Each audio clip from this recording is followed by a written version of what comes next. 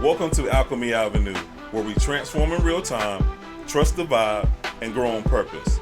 This isn't just a podcast, it's a movement, a reminder that you don't need fixing, just unlocking.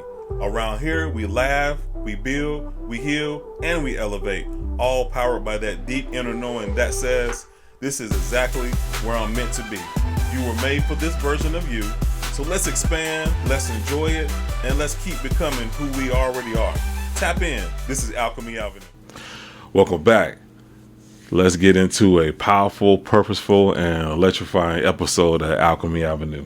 Today, we're going to dive into the topic and dive into the notion of living without the emergency signal, when calm becomes your default. So this is after you done, some of your shadow work, and you're purposeful about how you think and purposeful how you move and how you operate, and harmony and balance is what you desire out of any interaction that you have, just living in this multi-dimensional space. So this is after that, because you can't have this kind of calm, balance, and everything as your default if that's something you haven't worked on. You have to do the work. That's a key thing. You get into this notion and this idea of spirituality or whatever you believe, and you have to understand there's still work on your end that you have to process and be purposeful about how you even view yourself, which is the main thing, and then how you take that in every interaction. So once you start to do those things, then you will start to see, this calm, this not easiness. I don't want to say that, because, situations may come where you still have to be.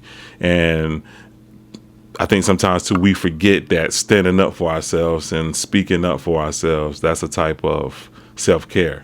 So things may not be, I guess easy is the word. I guess easy is a word that we could use. But calm, things are just calm because you're calm. Your spirit, your essence, your frequency is calm. And I don't mean calm in like a people get over you kind of way. That's what I mean by speaking up. Or calm where you just don't care about nothing. You just have more clarity when you make decisions, when you move. It's not from a emergency signal. It's not from panic. It's not from that. It's from a calm place where I'm telling you, you start making decisions. You're like, wow. And then you start getting the nudges. It's just, it all works in a full circle. So that's what we're unpacking today. So living without the emergency signal when when calm becomes your default. So this is a new context. So I think we'll kind of start it from here. So a lot of people think calm is something you visit, something you tap into when life allows it. But what happens when calm becomes your default state and the emergency signal no longer runs your decisions? This episode, we're going to kind of we're going to go into about relaxation. It's about how you live, choose, lead, and even more. When urgency is no longer your operating system. And that's funny. We were kind of bringing the operating system when I was on Brother Rich's Live with Sharif Bey and Uncle Hank. We was talking about operating system. But when you're not in a space where it's almost like a red light all the time, like danger all the time. And even when something does come, again, I'm telling you, when something does come up, you still have a clarity about. And I'm not saying you know everything, but you just have a clarity about, okay, the situation. And then you're able to almost slow that situation down in your mind. And then you're able to see, okay, how do I need to move? Where do I need to start? It happens fast, but it doesn't happen as fast like an urgent or danger feeling that comes over you, if that makes sense. So in earlier episodes, we talked about reality rendering, how your inner state shapes the experience, nervous system integration, while the body lags behind the awareness, self-remembering, knowing who you are before usefulness, and allowing creation to pour back into you. What we're going to unpack in this episode is about what it looks like when you no longer are reacting, you're no longer bracing. That's a big thing, because calm happens in situations, don't end up in a bad state, or the worst didn't happen, but you're still bracing, you're still tense. You're no longer driven by something is wrong. Calm is not passive. Calm is a command presence. Let's remember that. Calm is not passive by any means. We're not going to let anybody misuse us. We're just not going to do it. No one is going to misuse us. We're not even saying that. I'm telling you, when you're so clear, you definitely know the boundaries, and you know how to just move. Just, okay, boom. Nope, I don't have to talk to them. No, no. Or let me go ahead and, okay, y'all have a great rest of the day. You know how to move out the way. Calm is not passive. Calm is the command presence. So what the emergency signal really is, the emergency signal is not intuition. Let's not confuse that emergency signal as intuition. Let's not confuse that as that. It's not discernment. It's not wisdom. It's a learned survival loop. So really, you're just in a loop, and you're so used to it that it becomes keep going, keep going, keep going. But you're not really going anywhere. You're still stuck in that loop of emergency, a loop of something bad is going to happen, a loop of everything, happens to me, nothing works out for me. You're in that loop. Or why do they? You just, it's so many different things that open up in a negative or low vibrational way that you just keep seeing it. You keep rendering that type of reality for you. So it sounds like this. I need to move now or I'll miss it. If I don't fix this immediately, something bad will happen. I can't slow down yet. I'll rest after this. For many of us, especially those who had to grow up early, that part right there, grow up early.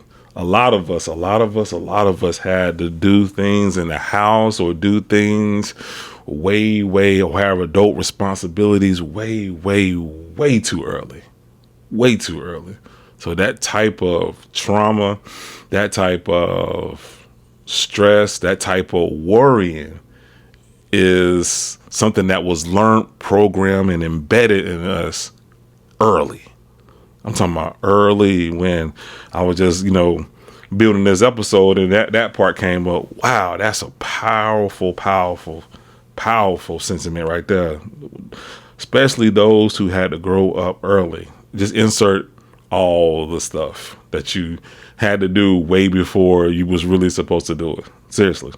And that's a real thing. If you don't believe that's a real thing, talk to some people about how they grew up. You'll understand that some people had to do stuff way too early. So survive pressure or stay alert to stay safe. And that goes into, that's true. That's all of that. Growing up early, surviving pressure, and then staying alert to stay safe. We underestimate, especially if you got kids now and you've been doing your work, and our kids, this is what I've noticed with a lot of our kids, that they're so, they do too much sometimes. They're like overly, happy. They're in a space where they just silly. They want to dance. They want to do all the things. And I'm not saying it as a bad thing. I'm saying it as a testament to us. We underestimate the safe environment that we have created. We underestimate how our kids or the people that in our household, and it may not be everybody, but you'll understand what I'm saying. So we underestimate the safe environment that we have created because we came from spaces that, I'm not saying it was, we got stuff from all on the spectrum, but we didn't really like coming home like that. So some of us had great parents and great environment. So we just, took it to the next level and made that, our environment just as great as, what we had. And that's great. Some of us, and I know a lot of us haven't had that, but just, and I'm saying that as a congratulations, pat yourself on the back. See that as something amazing that you have created. The kids always want to come over, or the kids' friends and the cousins, and everybody want to be at your house. And you thinking everybody always want to come over here because you have created a space that people, kids, especially kids, when kids feel safe, man, you're doing something. I gotta congratulate you, congratulate us in that regard, because again, some of us did not grow up like that, and we may have done it on purpose, or we may have just said to ourselves, if I ever get a family, I'm gonna do this. I'm gonna do whatever it is that we've created. So a lot of us definitely need to congratulate ourselves and feel proud that you created a safe space. I mean, you created a safe space for your kids and other people to be in. Just want to bring that up. That came to me when talking about growing up early. So urgency becomes normal in the emergency signal kind of lifestyle that we can live, or we had lived. But here is the true shift. When calm becomes your default, urgency stops being informative. It becomes disruptive. Ooh, that's when you know. That's when you know that the thought of something happened, it just starts to get on your nerves. Like, why am I even thinking this? It don't feel right anymore. It does not feel right at all. So when you feel rushed, ask, is this actually urgent? Or is this my system used to just urgency? So let me say that again. Is this actually urgent, or is my system used to urgency? If clarity doesn't disappear when you pause, it was never an emergency. Never was really an emergency. While calm feels uncomfortable at first, this builds so directly from kind of how we talked about it on the last episode. When your nervous system has lived in alert mode, calm can feel wrong before it feels safe. Because you're like, I know something is about to happen, or you just feel like you're underprepared for anything that may happen. That's when you feel like that. You feel like, oh my God, I need to make sure I'm good, I'm prepared. Because you even walk yourself. At least I know I do this. Because I can get in my head too much. A situation has not happened, and I'm thinking about a situation. I'm actually building the situation in my head, and then I'm building my response to it. So just in case this, and I always say, just in case this happened. That's what I used to say. No. That's a wild way to live, because now you're always bracing. You're always in alert mode. So when your nervous system has lived in alert mode, calm can feel wrong before it feels safe. That doesn't mean you're regressing. It means your body is learning a new baseline. Once you start to think and kind of get your mind in the space of a different reality, then your body you have to train your body that, okay, this is the new normal now. This is how I want to live. I think we talked about that last episode. So your body may still send old signals, but now you don't obey them automatically, because normally your body get tense, you instantly get into that fight or flight. Now you get in, you feel that, so you think you feel that, and you're like, oh, now you're able to control. You're able to say to yourself, oh no, I'm good. Body, we're good. So this is just a practice that I use. So when calm feels unfamiliar, don't rush to feel it. Stay still long enough for your body to realize nothing bad is happening. That's how new safety installs, but you got to continue to do that. Also, too, I'll sit if I can sit, or even if I'm standing up, if I'm at work or whatever. I'll just I'll tap my thighs, just help ground. But if I'm sitting down, I can just rub like this my thighs and just say to myself, "You're good," or I'll just humming, underrated. Humming is an underrated, especially if you got an intention with it. Humming is an underrated tool to be able to calm your body and calm you down from any kind of stress or any kind of anxiety that comes up. So decision making without urgency. Here's the calm. This is where calm becomes like your power. When you're not in emergency mode, you don't over explain, you don't overshare, you don't chase clarity, you wait for it. Again, it feels so much better. I'm not saying you're still gonna be perfect and do everything, quote unquote right, but you are just in a space where you feel good about how you're moving and the moves you're making, and you're able to plan better, you're able to create better, just because it feels great to better be calm and better be in a space of clarity to better make decisions as you continue just to move. So calm decisions are slower, but they're cleaner. They don't require damage control later, that part. This is where accountability comes in. Calm removes excuses. You can no longer blame pressure for poor choices. You can no longer blame pressure for poor choices. So to kind of affirm this, so before responding, committing, or agreeing, ask, would I still say yes if I wasn't rushed? If the answer is no, it's not a line. Or the answer is no, just take your time. I'll get back to you. Okay, cool. Let me check some things. You can always say, let me check some things. You may not need to check nothing. You may just need to check with yourself if you even want to do whatever has been asked of you. And then you always can say, I'm not available, to do that, or I can't do that at this moment. And that's easy to say. Depending on who you're talking to, it may be more difficult. I already know because you got different people in your life that, ask certain things. And again, just depend on your boundaries. Just depending on where you set the line at for your boundaries will determine how that will, how that'll show up and how you move with that. So that's funny. Boundaries will change what calm is the default. I did plan it like that. So when urgency runs you explain your boundaries, you justify your no, you feel guilty for resting. When calm runs you are in a better place of just decision making. You choose, you move on.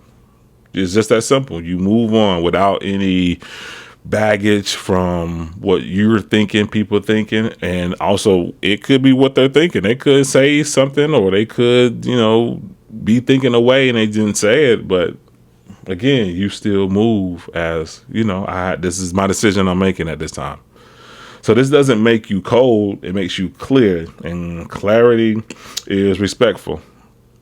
Again, it's respectful to you. Because some people may not, just depend on the relationship, and then what, sometimes if you've been a crutch for somebody for so long, and now, or people or whatever, and then when you've been that crutch, and then now you're not being mean, you're not being a jerk about it. You just, again, I'm unavailable for that. I got something else going on, or, I can't do that right now.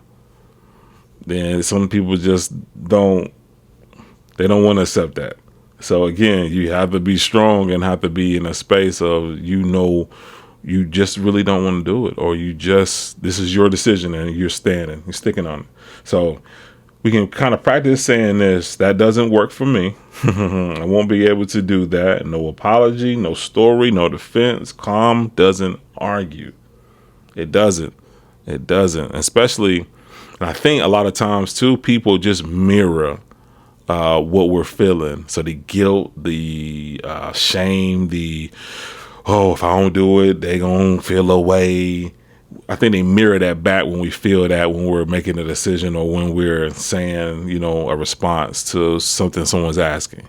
Again, if it's just clear, concise, I can't do it. Again, I'm not saying you got a lot of people. I'm not saying that. But if you don't want to do something and you really don't want to do it, again, I'm unavailable, or whatever you want to say to still say no, say no.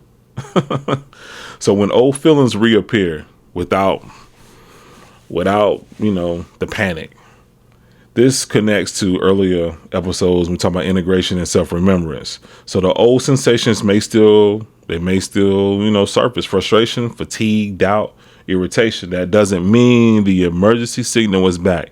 It means residue is clearing. And it definitely is residue from, how you used to move in the past. However, it don't matter what is going on. You still may feel frustration and irritation, doubt and irritation. It's just now you don't create a story behind it, and you don't stay in that state long. At least for me, that's what I've realized, is that I don't stay in that state of frustration or just annoyance long. And I don't take this small thing of whatever the situation is and just kind of blow it up in my mind. And then now I'm just feeling away all day, or I got to force myself to, interact and do all that thing because I'm feeling away. I instantly can, use my tools to better, okay, David, hold on. What's really going on? Why are you so frustrated? What's really going on? What happened? Is this something from the past, or is it something that you misunderstood? Just kind of, you gotta reevaluate it, and then you're able to move forward. It's not saying it's like that, but it's quicker. It's quicker and cleaner, if that makes sense. When I say cleaner, like, again, it's a cut. You just boom. Okay, you now, not saying you disregarded your feelings or anything. Let that come. I let the feelings come. Again, I just don't create a story, and I don't dwell in it long, like not long at all. So the difference now is you recognize it faster, quicker, and then you identify with it. I'm telling you, not saying the situations are never going to come back up. It's just how you deal with it is the way that you can tell you're growing. And then some people are in a stage where they still respond, but then they recognize it. That's still growth too, because before you would have just went on, or, you would have burnt the house down, or burnt the, metaphorically, you would have burnt the bridge or whatever. You would have cussed everybody out, and you would have just kept on going with your life, So, but now you're in a space where you understand that, okay, boom, let me be more, thoughtful to myself first. And then that just, again, that is going to get mirrored back to you when you're thoughtful and you're considerate with yourself. So the daily integration for that is, when old feelings arise, don't ask, why am I back here? Ask, what is this teaching me now? And you already have the tools. Again, these are tools that you develop, and everybody toolbox is different, because even though, you got this wrench, or you got this modality, like I said, I rub on, my thighs, or, you may, tap on your chest. You may do differently. You may rub your hands together. You may, I call it burn sound. You may clap. You may hum. You may do it in a lot of different things, but use them. You are learning those things, and you are, in a space where you don't want to go back to being frustrated and doing all that stuff all the time. Use the tools. Sometimes we hear and we move with these different modalities, and we don't use them. To me, that's kind of pointless. If you're going to learn something new or get a new idea about something that you can use, and then situations happen and you don't use it. Use it. That's the whole point of it. So living without the emergency signal. Living without it. So this is what calm looks like in real life. You move at a steady pace, not a frantic one. You don't confuse movement with progress. You rest without guilt. You create without depletion. That part. Because trying to create and trying to do stuff while you just not even really tired, but just done. And when I say done, like you're just emotionally, physically, spiritually done for the day, or done, for that moment. It's hard. At least for me, it's hard to create, because you want to create, but then you're like, man, I'm just not, I'm not feeling it. So you respond instead of react. Calm doesn't mean nothing happens. It means nothing owns you. That part is I think that's the biggest. If you don't get anything out of this whole episode, is that part is nothing owns you. Nothing owns you. You have the right or the choice to better stay in that or move how you need to move in it. And then, of course, there's levels to that as well, too. So choose one area to slow intentionally, okay? So you can slow down and kind of get in a space where you just affirm yourself while driving, eating, speaking, planning. Use those opportunities for yourself. So let the nervous system experience slower doesn't mean unsafe. So here's the truth as we close this out. You don't need to declare a number, a goal, or a future to be powerful. You don't. You don't need to chase a version of yourself. When calm becomes your default, you stop operating from lack. You stop preparing for disasters that aren't coming. You stop negotiating your worth. Dude, that's a big one. Negotiating your worth. No, stop. I don't like to tell people what to do, but it'd be in your best interest to stop negotiating your worth to yourself and to others, because you're already worthy of an amazing, powerful, fun, loving, peaceful, exciting life. You're already worthy of that.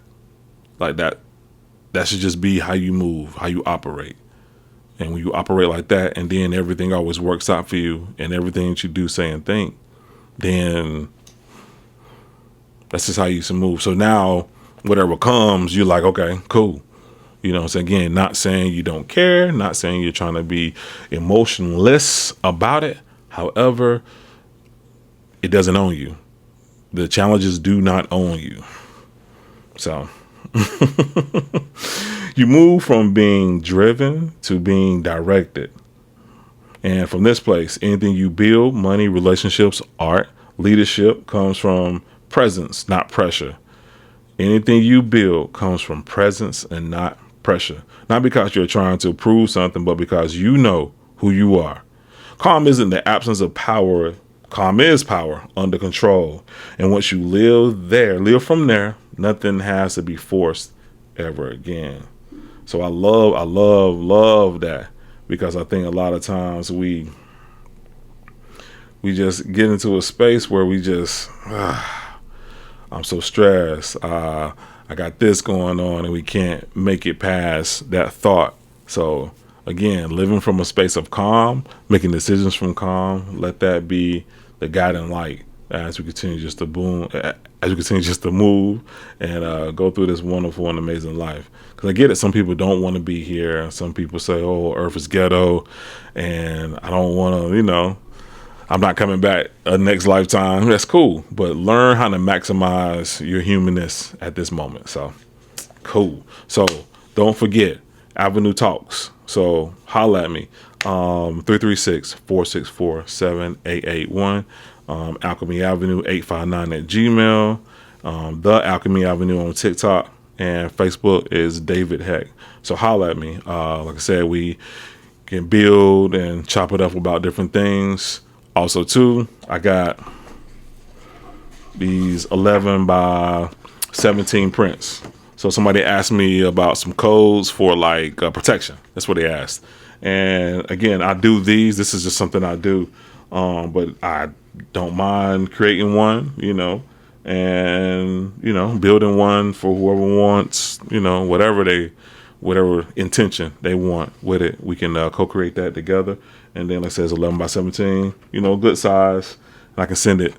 You'll have a digital copy of it. So you'll get two things, and I can send you both too. So you'll get, of course, the print with the light codes and everything on it. Also, to the background, it'll be a custom background, just for whatever we're co-creating. I can send that as well. So you'll have both of these, because then you can create your own, and do what you need to do. But so definitely hit me up for all of it. And anything else you want to build, we can do it.